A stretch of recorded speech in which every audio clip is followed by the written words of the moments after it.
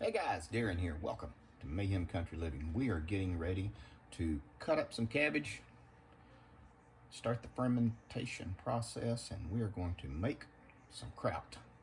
Why do this? Why not get the 50-cent can that tastes like a can at the grocery store? Well, right now you probably can't find it. And it tastes like a metal can.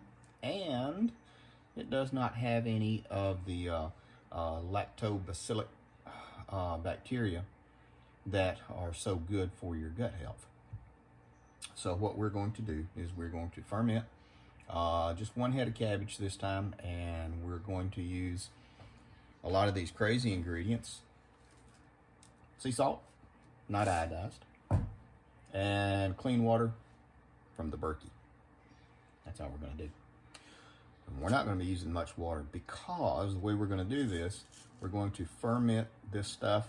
We're going to salt it down really good, and then it will actually, the salt draws the moisture out. And from that, we will can it, let it ferment, and for about a week, and that should start the process pretty good. And then I usually just, parse it out to people in our group or family and stuff like that. Easy peasy. The cabbage was $3. Yeah, I know it kind of has gone up, but I'm out of fresh cabbage here at the house. It is winter, so more to come.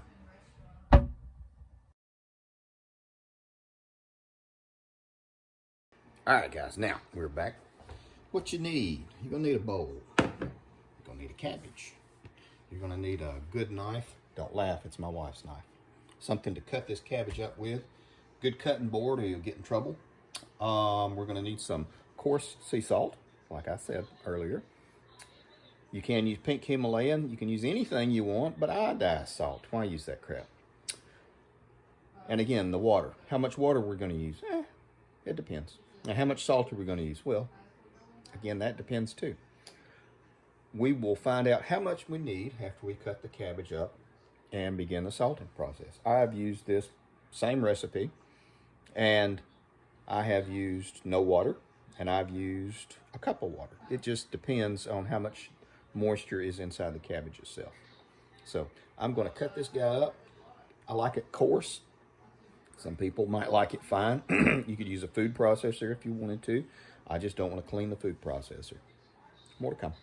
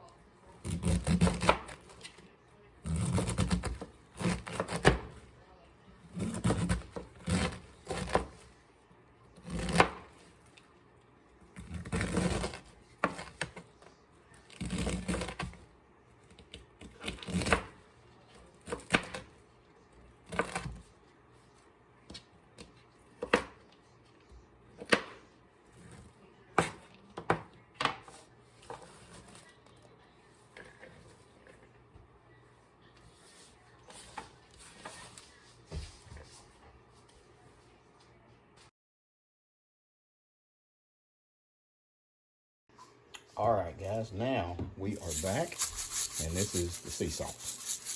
And how much do we add? It just depends, again, how much moisture we have in there. We're going to pour this, and then we're going to roll it by hand, and then we're going to let it sit for a few minutes, and then it will begin to weep. And then we will start mashing it and working it in really good into the fibers. And we're going to draw out as much fluid as we can. And we'll see how much it is. And then we will pack it really well into these wide mouth mason jars that we have.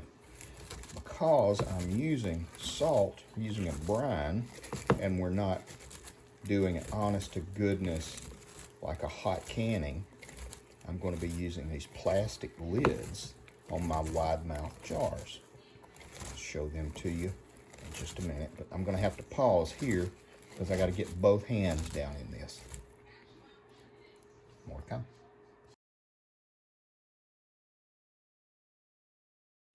Okay guys, we are back and I'm going to show you. We've let it sit for about a half hour and it has made a lot of liquid, which we will use.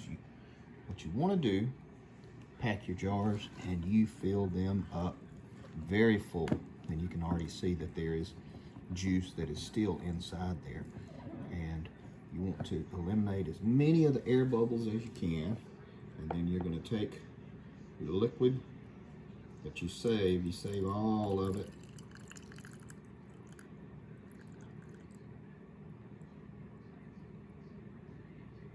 And that is pretty good stuff. And then we're going to take a bag, and I use these snack bags, which are perfect for this.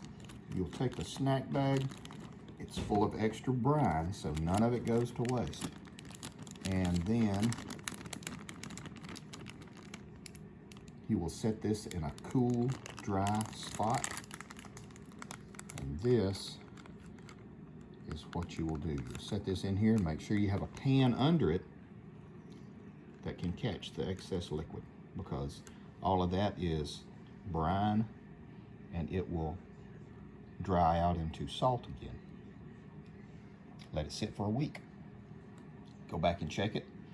You may get a little bit of foaming bubbles around the edges. That is normal. You may get a little bit of white mildew on it. That is normal too. Skim that off.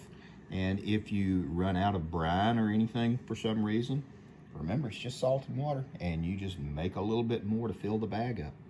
That is perfect. Now, I'll do this one here. So one cabbage gives me a quart and a pint.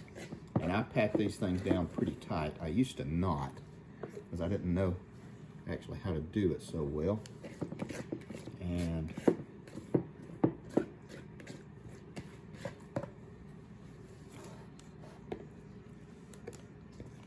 now, once you have all this set up in here, you can add garlic to it. You can do whole peppers, ground black peppercorns. You could do crushed red pepper flakes, and it just gives it a really nice flavor.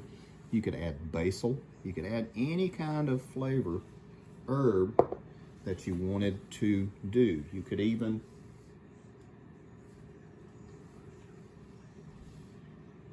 add rose hips for a nice color. You'll see. And it would give it a good flavor, and it would also give it a lot of vitamin C as well. That's for another video, the rose hips are. That's it.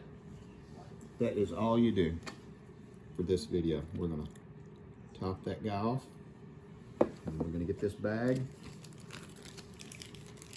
Wherever we place it, we will keep our lids with it, just so we don't lose anything.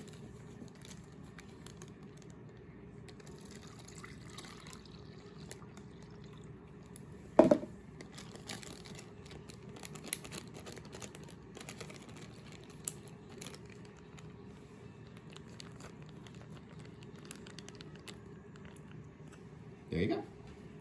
Easy to do. You can buy stones and weights to do it, and they're really nice and pretty if you wanted to do that. But for me, the bags work just fine. And if I wanted to do pints all the way across, it would have probably done 3 pints.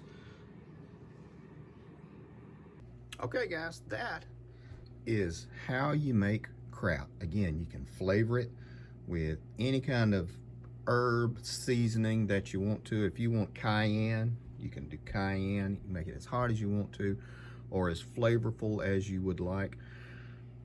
Again, the nice thing about this is it's lacto fermentation, and so it is full of the lactobacillus, which is really good for your gut health. And that has been linked to everything from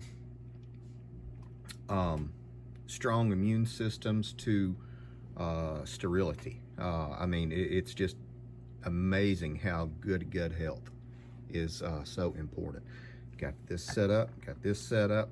We will keep it, check back on it. Again, if it evaporates or anything, we're gonna fill it up, the jar itself, out of the bag. And if we run out in the bag, we just add a little bit more to it and make more brine. That's it, guys. Thanks for coming along. Take care of you people.